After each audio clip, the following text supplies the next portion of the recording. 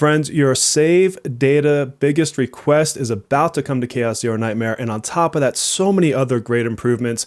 I woke up to this developer's note, and it is an absolute win. I want to share it with you today in case you have not seen it yet. Hey, I'm currently in bed with my partner, Raid Shadow Legends, and that's because Raid isn't just on PC, but it's on mobile as well. And if you want to come to bed with my partner as well, go down to the description below, click on the link. You can get over $200 worth of free things, including some legendary partners to join you on your adventures. So be like me, get in bed with your partner, and play some Raid Shadow Legends. So this came out just early this morning, and the first thing they talk about is they're going to be improving the currency requirements to help you level your agents faster and easier.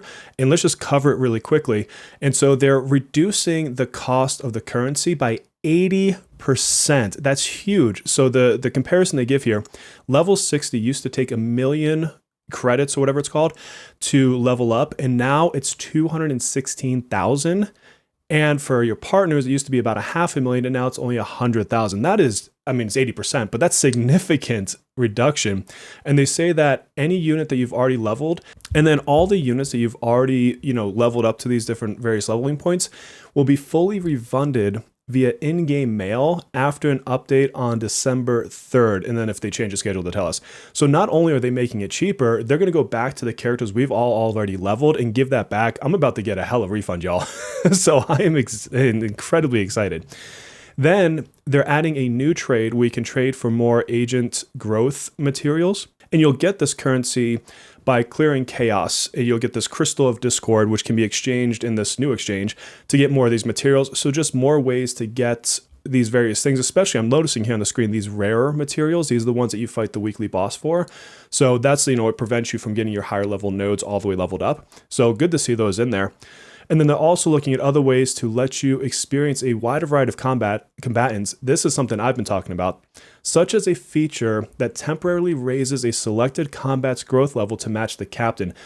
Guys, this might be one of the most exciting pieces, because for me, my biggest thing is I don't know who to level because I need to test these people and I don't have the materials. So they're reducing what it costs to level them, giving us more ways to get the materials, and at some point are going to give us a way to test out ones that we have not leveled. This is just win, win, win. Then it gets even better. So they want to improve the roguelike experience. So, a lot of us have said, it's fun. We loved it. I love the mode, but it does take a while. It could take you, 45 minutes to get through a run, if not longer.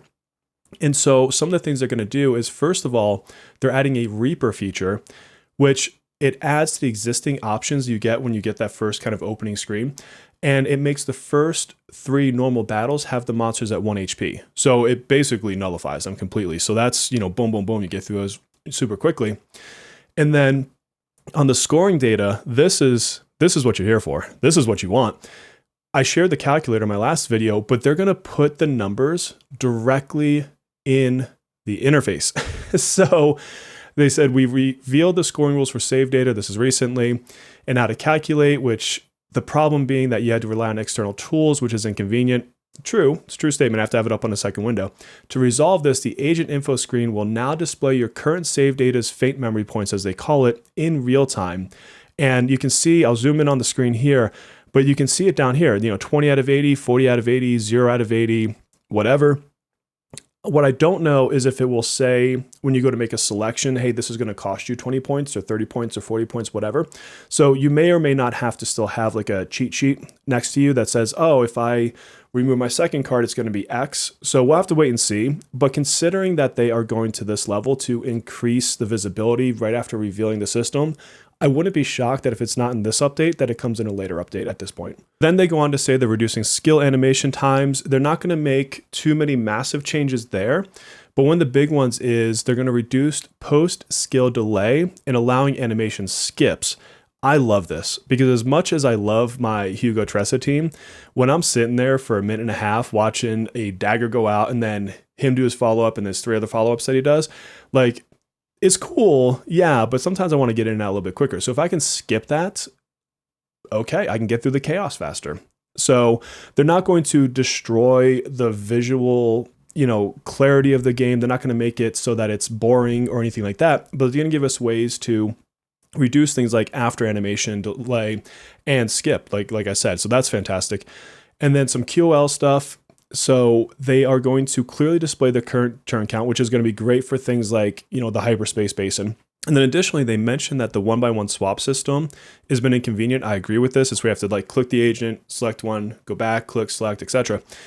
And so to address that, they're going to do a quick format option that allows agents to be placed all at once. So you can do both. You can see it here. You can do both your teams. So you've got the, I'm guessing team 1, team 2. So you don't have to go through 2 different teams. You just boom, boom, boom. This is team 1, boom, boom, boom. This is team 2. Fantastic. And then they're looking at features to make story progression more convenient. I hope that's just an overall skip button at this point until they replace the story. They'll share more details later. Then they talk about some, additional effects, screen effects, etc. for when you go into mental breakdown state to make it more of a horror effect. Curious what that means. It sounds like it's just going to be darker and more interesting. And they're also going to give special effects for the breakdown cards to make them improved. Can't wait to see what it looks like. I'm all for having a cooler aesthetic. And then they talk about Yuki. So myself included, a lot of people have given some feedback that without just an ungodly build, she's just okay. Not bad, but not super impressive for one of our first limited characters. I say limited, she'll eventually go standard banner. And so they have data that says that she's good in 2 or more enemy battles, which I think is fair. I don't think she needs to also be good in single target battles. Different people have different specialties. But instead of applying immediate buffs, what they're going to do is they're going to consider replacing some of her epiphany options to make more effective alternatives.